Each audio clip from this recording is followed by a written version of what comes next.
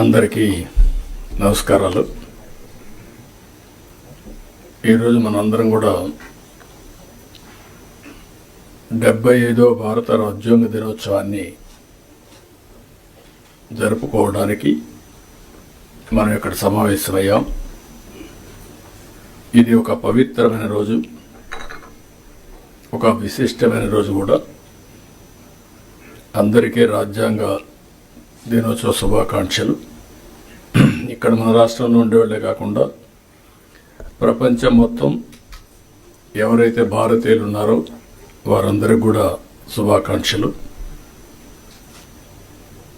ప్రపంచంలోని అతిపెద్ద రాజ్యాంగాన్ని, అతిపెద్ద ప్రజాస్వామ్య దేశానికి పరిరక్షణ కలిగించిన రోజు. మన రాజ్యాంగాన్ని రాజ్యాంగ పరిషత్ ఆమోదించిన రోజు కూడా. ఇప్పుడే చాలామంది మాట్లాడారు. భారత రాజ్యాంగ నిర్మాత డాక్టర్ బిఆర్ అంబేద్కర్ సారథ్యంలో 2 సంవత్సరాల 11 నెలల 18 రోజుల పాటు సుదీర్ఘంగా ఆలోచించి రాసినటువంటి రాజ్యాంగం. అది కూడా ప్రపంచంలోనే ఒక లిఖిత రాజ్యాంగంగా ఈరోజు మనం చూస్తే ఇది అమలు చేసి 75 సంవత్సరాలైనా ఎన్నో సవాళ్లు వచ్చినా ఆ సవాళ్లన్నీ అధిగమించి దేశ భవిష్యత్తుని, అదే మాదిరిగా భారతదేశ సమైక్యతను కాపాడుకుంటూ ముందుకు పోగలిగాం.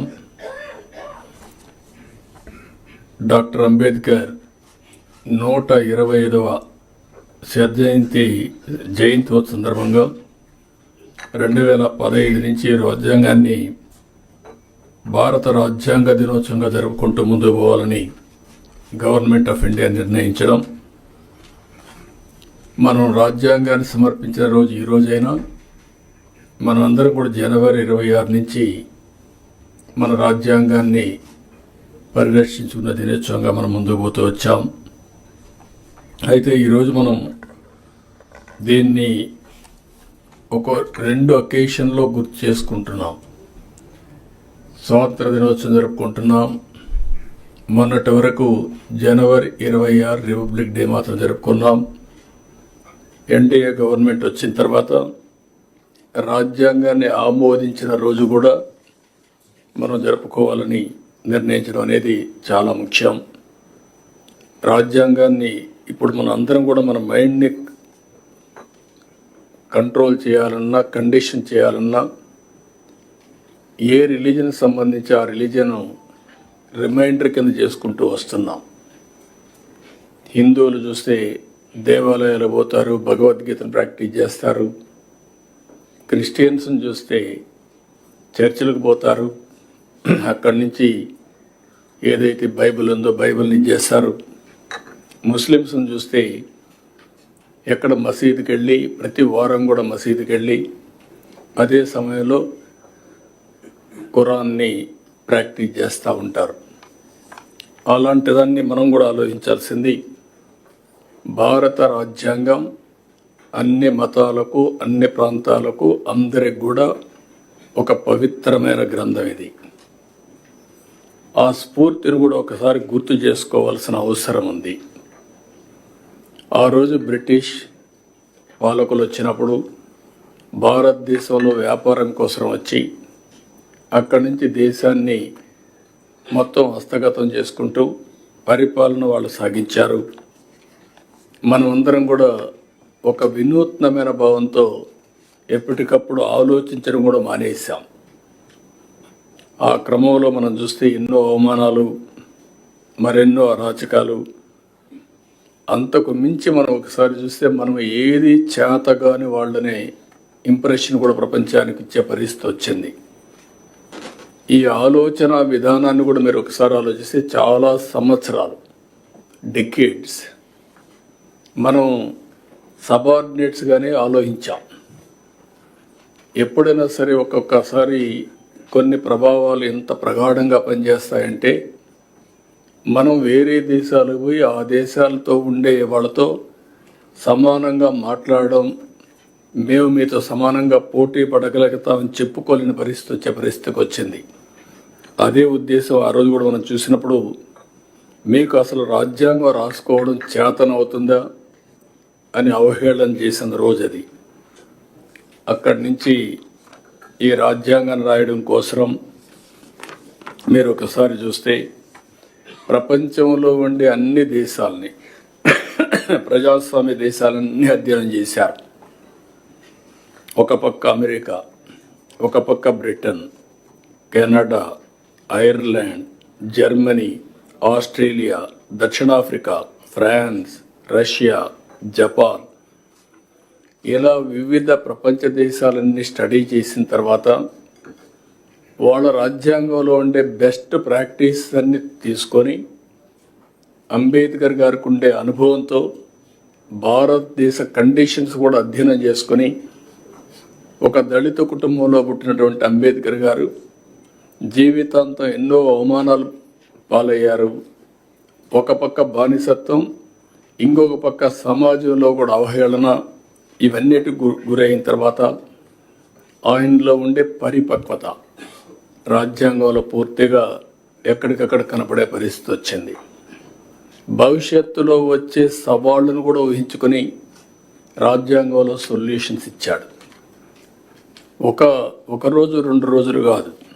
ఇంత మునిపే మన మిత్రులు మాట్లాడినప్పుడు చాలా పెద్ద ఎత్తున ఎక్సర్సైజ్ చేయడం, దీనికి మీరు చూస్తే 299 మంది విశిష్ట వ్యక్తులు కలిసి సభగా ఏర్పడి ఒక్కటిగా రాసినటువంటి మహోన్నత గ్రంథం మన భారత రాజ్యాంగం. వివిధ ప్రాంతాల నుంచి ఉన్నారు, వివిధ కులాల నుంచి, వివిధ రంగాల నుంచి అందరూ కూడా ఆ రోజు ఒకటిగా చేరి ఇది రాశారు. మన రాష్ట్రానికి వస్తే మనం గర్వించదగ్గ విషయాలు, జాతీయ జెండా రూపొందించిన తెలుగువారంతా గర్వించేలా వెంగళ వెంకయ్య గారు దానికి రూపకల్పన చేశారు. అదే మరిగా చాలామంది ప్రధాన పాత్ర కూడా పోషించారు. టంగుటూరి ప్రకాశం, నీలం సంజీవరెడ్డి, పట్టాభి సీతారామయ్య, దుర్గాబాయి దేశ్ముఖ్, వెంకట్రావు, కల్లూరు సుబ్బారావు, మోటూరు సత్యనారాయణ, ఎన్జి రంగా, సికే కేశవరావు, ఎం తిరుమలరావు, బొబ్బిరి రాజా రామకృష్ణ రంగారావు, ఈ విధంగా ఒక 11 మంది ఆంధ్రప్రదేశ్ నుంచి కూడా రాజ్యాంగ సభలో సభ్యులుగా ఉండడం, ఈ రాజ్యాంగాన్ని రాసేదానికి దోహదం చేసే పరిస్థితికి వచ్చారు. అందుకే ఒక పక్క రాజ్యాంగానికి అధ్యక్షత వహించినటువంటి అంబేద్కర్తో పాటు దేశంలో ఉండే అందరిని ఒకసారి ఆలోచించుకున్నప్పుడు ఆంధ్రప్రదేశ్ ఈ గడ్డ మీద పుట్టిన వారిని కూడా మనం ఒకసారి తలుచుకొని నివాళులర్పించాల్సిన అవసరం ఉంది. ఈ సందర్భంగా ఇప్పుడే మన రాజ్యాంగం మీద కూడా ప్రమాణం చేస్తున్నాం. అందులో కంటెంట్ కూడా మనం చూస్తున్నాం. ఇందులో చాలా స్పష్టంగా సాంఘిక, ఆర్థిక, రాజకీయ న్యాయాన్ని ఆ రోజు కూడా ఇప్పుడు కూడా మనం మాటల్లో పెడుతున్నాం తప్ప అందరికీ సామాజిక న్యాయం చేయాలని, ఆర్థిక ఏ విధంగా ఆర్థికంగా ముందుకు తీసుకురావాలని, రాజకీయ ప్రాధాన్యత సమతుల్యం పాటించాలి, అందరికీ న్యాయం జరగాలని చెప్పి చాలా స్పష్టంగా ఉంది. ఇంకొక పక్క ఆలోచన, భావ ప్రకటన, విశ్వాసం, ధర్మం, ఆరాధనలో స్వేచ్ఛని, ఇవన్నీ కూడా అందరికీ వచ్చే విధంగా చేయాలని, ఇంకొక పక్కన చూస్తే అంతస్తులోనూ అవకాశాల్లోనూ సమానత్వం చేకూర్చుటకు మనం ప్రయత్నం చేయాలని, వ్యక్తి గౌరవాన్ని, జాతీయతను మరియు అఖండతను తప్పక సంరక్షించాలని ప్రియాంబుల్లో ఎంత స్పష్టంగా చెప్పారంటే ఇవన్నీ చెప్పి ఈ రాజ్యాంగాన్ని 299 మంది రాసుకుంటున్నామని కాదు, భారతదేశ పౌరులుగా మనందరం రాసుకుంటున్నామనే విధంగా ఆ రోజు రాజ్యాంగాన్ని సమర్పించే పరిస్థితికి వచ్చారు. అందుకే అంబేద్కర్ గారు ఎన్నోసార్లు ఆ రోజు రాశాడు ఓపెన్గా కూడా, ఎంత మంచి రాజ్యాంగం ఉన్నా దాన్ని అమలు చేస్తున్న వారు మంచి కాకపోతే అది చెడుగా మారుతుంది. అలాగే ఎంత చెడు రాజ్యాంగం ఉన్నా దాన్ని అమలు చేస్తున్న వారు మంచివారు కాకపోతే, అది మంచివారైతే అది మంచిగా మారుతుంది అని అంబేద్కర్ ఆ రోజు చెప్పాడంటే వ్యక్తులను బట్టి రాజ్యాంగం. ఇప్పుడు మనం అందరం ఇక్కడ ఉన్నాం, ఆ రాజ్యాంగ ఫలితమే మనం ఇక్కడికి వచ్చాం. మీరు ఐఏఎస్ కావచ్చు, కొంతమంది రిజర్వేషన్లో కావచ్చు, మేము రాజ్యాంగంలో పొందుపరిచినటువంటి ఓటు హక్కు ద్వారా ఇక్కడికి వచ్చాం. వచ్చిన తర్వాత రాజ్యాంగాన్ని ఓసారి నెమరు వేసుకోవడం కూడా మర్చిపోతున్నాం. ఓసారి రాజ్యాంగాన్ని దుర్వినియోగం చేసే పరిస్థితి వస్తూ ఉంది.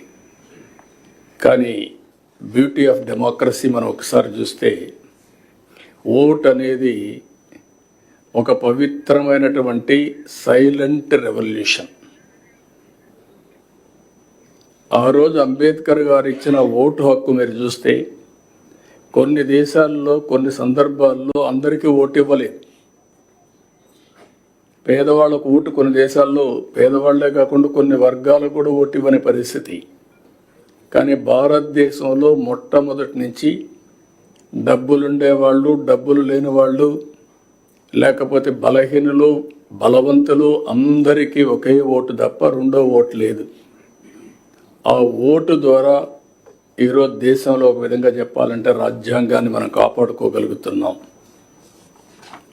ఎప్పుడైనా సరే ఏ నాయకులైనా సరే అతిగా ప్రవర్తించినా, రాజ్యాంగాన్ని దుర్వినియోగం చేసినా మళ్ళీ కరెక్ట్ చేసే శక్తి ఓటర్స్కు ఉంది. అదే రాజ్యాంగంలో ఒక బలమైన శక్తి అని చెప్పి కూడా నేను మీకు తెలియజేస్తున్నా. ఇందులో అనేక సమస్యలకి పరిష్కారం చూపించారు. అదే సమయంలో ఇప్పటికే మీరు ఒక్కసారి చూస్తే అనేక సవాళ్ళు కూడా వచ్చాయి. ఎమర్జెన్సీ లాంటి చీకటి రోజులు కూడా వచ్చాయి. అదే మరిగా లాస్ట్ 5 yearsలో మన రాష్ట్రంలో కూడా మన సమస్యలు చూసాం. నేను ఎప్పుడూ 45 ఏళ్ళుగా రాజకీయాల్లో ఉన్నా, అవినీతిని చూసా, అసమర్థను చూసా, ప్రోగ్రెసివ్ పాలిటిక్స్ చూసా. అదే మరి కొంతమంది ట్రెడిషనల్ పాలిటిక్స్ చేస్తూ వచ్చారు. కానీ ఇలాంటి రాజ్యాంగాన్ని తమ చేతుల్లోకి తీసుకొని ఏ విధంగా ప్రాథమిక హక్కులను కూడా పూర్తిగా కాలు రాశారో మనం చూసాం.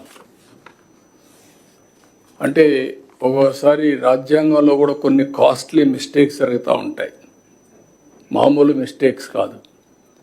కానీ ఆ సఫరింగ్ కూడా కొన్ని తరాలు, కొన్ని డికేట్స్ సఫర్ అయ్యే పరిస్థితి వస్తుంది.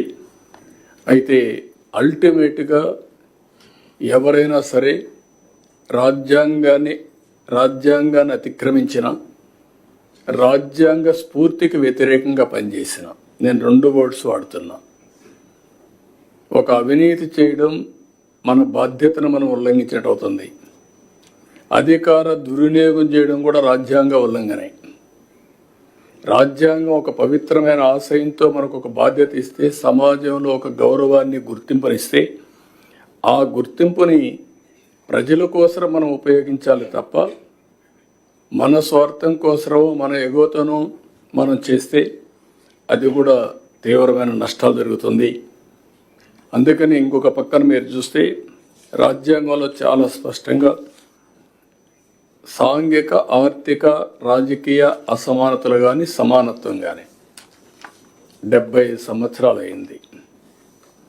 ఇప్పటికి కూడా మనం అనుకున్న లక్ష్యాల్ని, ఎవరైతే స్వాతంత్రం కోసం త్యాగాలు చేశారో వాళ్ళ యొక్క విలువల్ని గౌరవించడం కానీ, ఏ స్ఫూర్తి అయితే రాజ్యాంగాన్ని రాశారో ఆ రాజ్యాంగాన్ని అమలు చేయడంలో ఇంకా మనం ముందుకు పోవాల్సిన అవసరం ఉంది.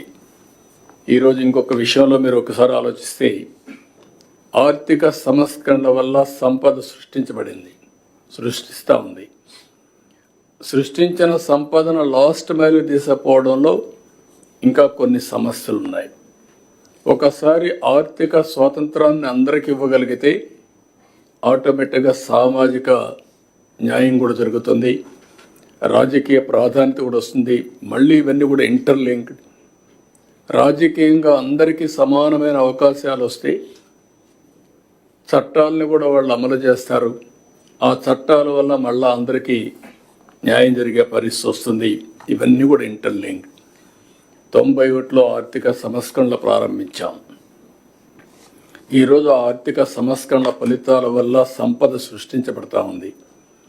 ఇంకా లాస్ట్ మైల్లో పేదరికం ఉంది. ఇది కూడా మనం అందరం ఆలోచించుకొని అలాంటి సమర్థవంతమైన ఆర్థిక విధానాలను మనం తీసుకొచ్చి ఏ విధంగా ఆ సంపదను మళ్ళీ పేదరిక నిర్మూలన కోసం, జీరో పావర్టీ కోసం ముందుకు పోతా మనం ఆలోచించాల్సిన అవసరం ఉంది. మొన్న కూడా మేము చూసాం, సోషల్ రీఇంజనీరింగ్ చేశాం. ఏదైనా సరే అందరి మనోభావాలు గుర్తుపెట్టుకోవాలి. అదే సమయంలో మనం కానీ క్యాస్టో లేకపోతే రిలీజియనో ప్రాంతమో ఇవన్నిటి పేరిట డివైడ్ అయిపోతూ ప్రమాదం వస్తుంది.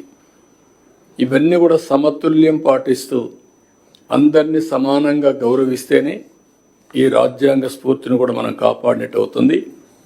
ఇప్పుడు భారతదేశంలో మనం ఇంకొక విషయం కూడా ఆలోచిస్తే, ఇటీవల కాలంలో టెక్నాలజీ మనకు 20 సంవత్సరాలుగా ఒక హ్యాండీగా వచ్చింది. నేను ఎప్పుడూ చెప్తా ఉంటాను, బ్రిటిష్ వాళ్ళు పోతూ పోతూ ఇంగ్లీష్ వదిలిపెట్టిపోయారు. రెండోది, స్వతహాగా భారతీయులు మ్యాథమెటిక్స్లో చాలా స్ట్రాంగ్గా ఉన్నాం. ఈ రెండు డెడ్లీ కాంబినేషన్ ఇన్ఫర్మేషన్ టెక్నాలజీ. ఇప్పుడు ఇన్ఫర్మేషన్ టెక్నాలజీ ఆర్టిఫిషియల్ ఇంటెలిజెన్స్కి వెళ్ళిపోయింది. ఇంకా మెచ్యూరిటీ వస్తూ ఉంది. Deep technologies in all walks of life వచ్చే పరిస్థితి వచ్చింది. సంపద సృష్టించడం చాలా ఈజీగా తయారయ్యే పరిస్థితి వచ్చింది. అందులో భారతదేశానికి డెమోగ్రఫిక్ డివిడెంట్ ఒక అడ్వాంటేజ్గా వచ్చింది. ఈ 75 సంవత్సరాల ఏదైతే రాజ్యాంగ దినోత్సవాన్ని మనం జరుపుకుంటున్నామో ఆ రోజు మనం ఆలోచించుకోవాల్సింది, మనకు ఒక డెమోగ్రఫిక్ డివిడెంట్ ఒక అడ్వాంటేజ్ వచ్చింది. కొన్ని దేశాల్లో ఏజింగ్ ప్రాబ్లం క్యాచప్ అవుతుంది. ఒక పక్కన ఆ దేశాలు ఏజ్తో సఫర్ అయినప్పుడు మన దేశానికి ఉండే అడ్వాంటేజ్ వల్ల ఈరోజు ప్రపంచానికే మనం సేవలు అందించే పరిస్థితికి వచ్చాం. ఈ విషయం కూడా గుర్తుపెట్టుకోవాల్సిన అవసరం ఉంది. ఆఫ్లైన్, ఆన్లైన్ ఇవన్నీ కూడా.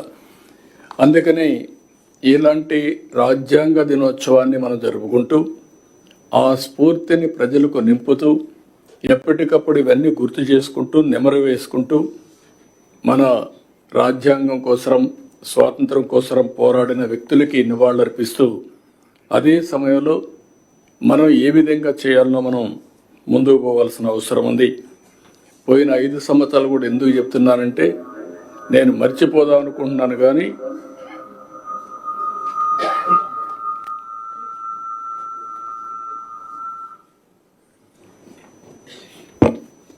కానీ అందరికీ గుర్తుండాల్సిన అవసరం ఉంది.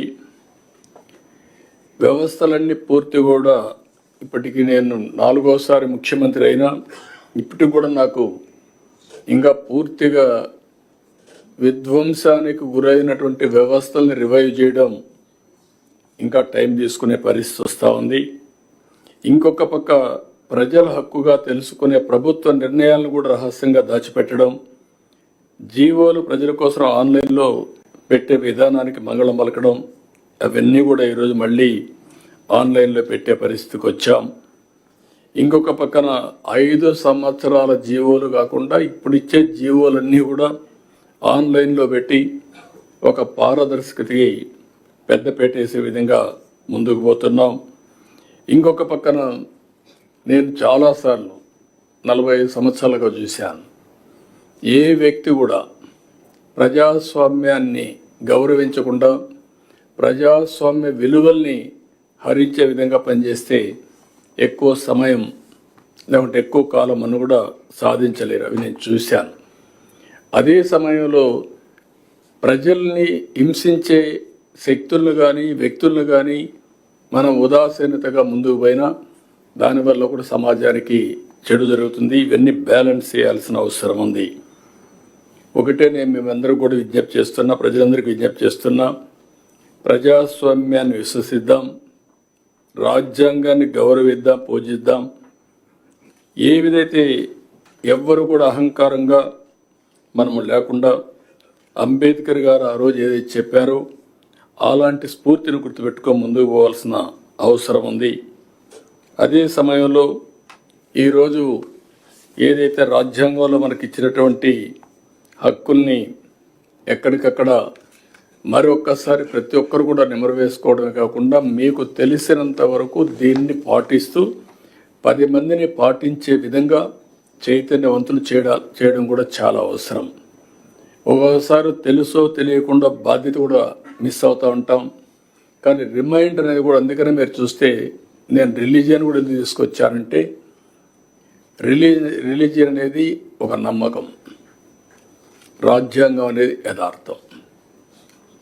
రాజ్యాంగంలో చేసే పనులు హక్కు వస్తుంది. నమ్మకంతో నేను హిందూయిజాన్ని ఆచరిస్తాను, ఆ వారసత్వాన్ని గౌరవిస్తాను, లెగసీ పాటిస్తాను, ఆ లెగసీ కింది వాళ్ళు కూడా అందజేస్తాం. కానీ ఏ కులమైనా, ఏ మతమైనా, ఏ ప్రాంతమైనా రాజ్యాంగాన్ని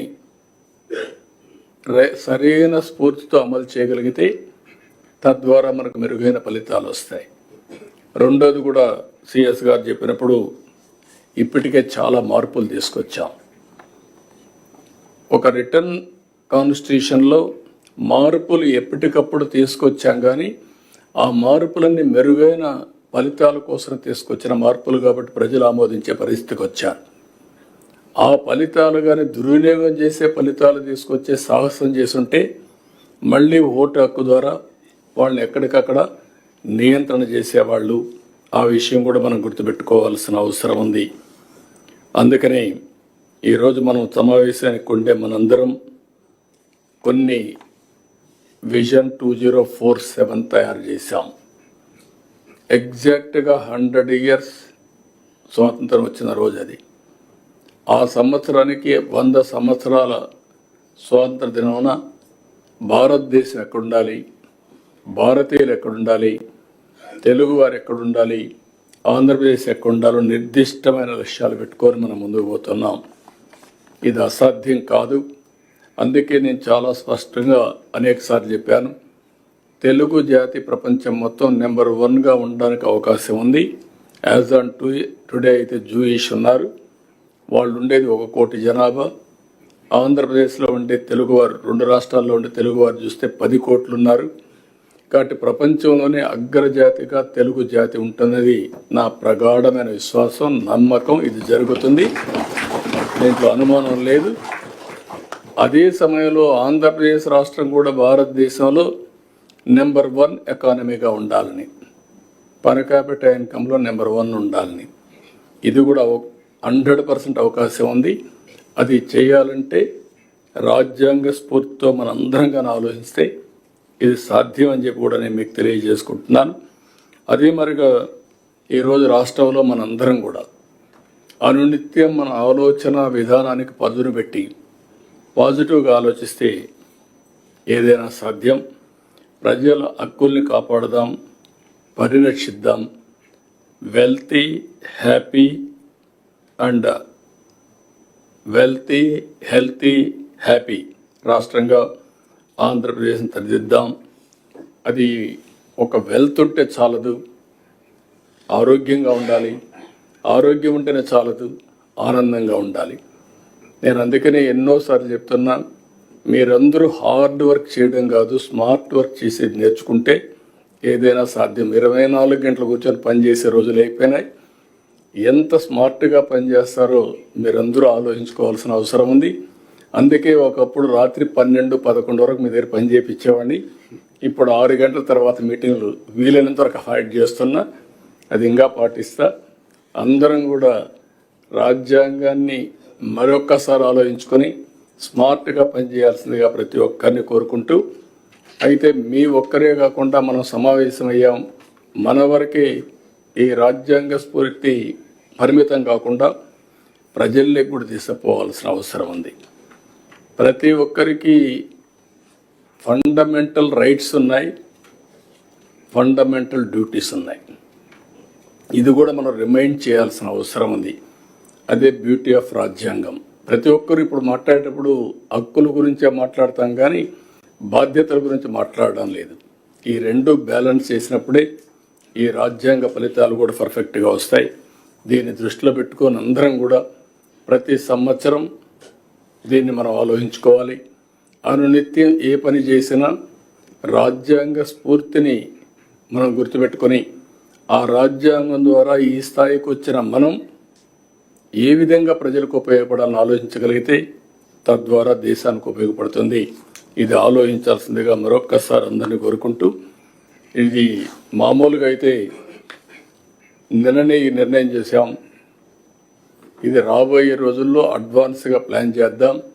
ప్రతి ఒక్క ఊర్లో ఇప్పుడే ఎడ్యుకేషన్ మినిస్టర్ గారు చెప్పినట్టు చిన్న పిల్లలకు కూడా రాజ్యాంగం పట్ల పూర్తిగా అవగాహన రావాలి.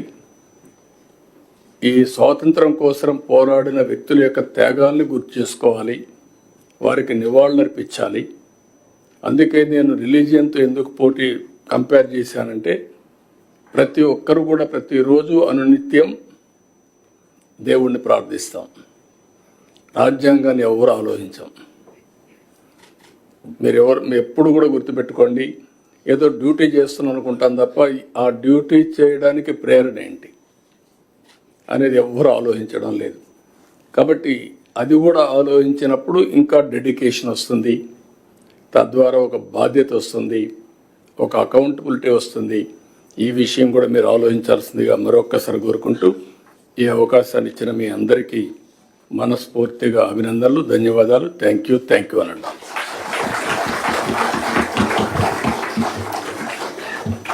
Now we will have the reading of the preamble of the Constitution. I request all of you to stand up, and I request Honorable Chief Minister to please lead the reading of the preamble.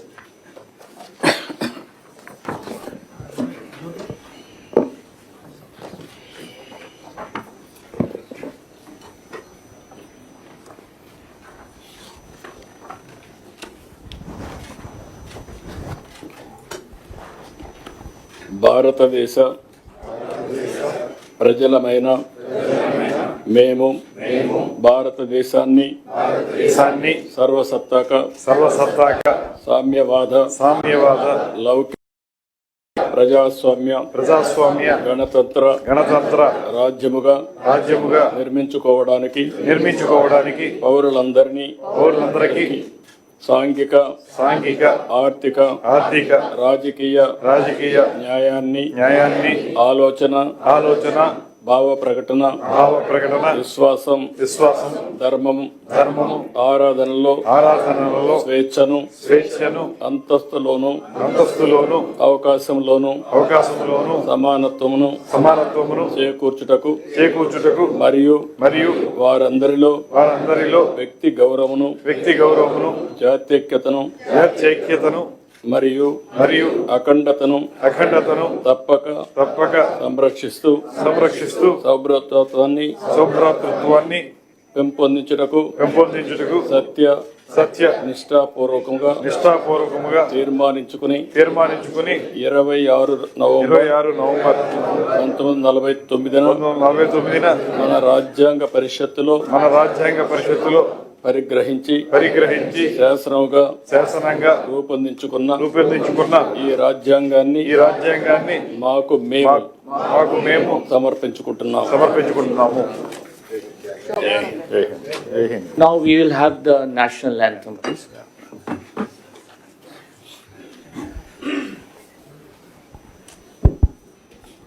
जनगण मन अधिनायक जय हे भारत भाग्य विधाता पंजाब सिंधु गुजरात मराठा द्राविड उत्कल वंगा विंध्य हिमाचल यमुना गंगा उच्छल दलसि तरंगा तव शुभ नामे गाहे तव शुभ आशीष मागे गाहे तव जय गाथा जनगण